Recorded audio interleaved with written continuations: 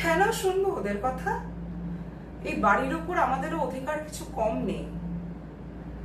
আমি বিধবা, তার উপর এই বাড়িতে থাকি বলে সব সময় ওদের কথা মতো চলতে হবে? অনেক হয়েছে, আর না। তুমি সব দিক বাঁচিয়ে চলতে পারো, কিন্তু আমি না। আমার যা মনে হবে আমি তাই বলবো। আমার যখন যেখানে যেতে ইচ্ছা করবে আমি তখন সেখানেই যাব। ওরা যেন আমার ব্যাপারে নাক না গলায়। আর তোমাদের ওই নতুন বউ তিথিকে বলে দিও আমাকে যেন ঘাটাতে না আসে। আমি কিন্তু আর সহ্য করব না। এটা আমার জীবন, তাই আমি কিভাবে চলবো, কার সঙ্গে ভালো থাকবো, সেটা একান্তভাবে আমার সিদ্ধান্ত। হ্যাঁ, তোমাকেও বলছি না, অনেক তো হলো।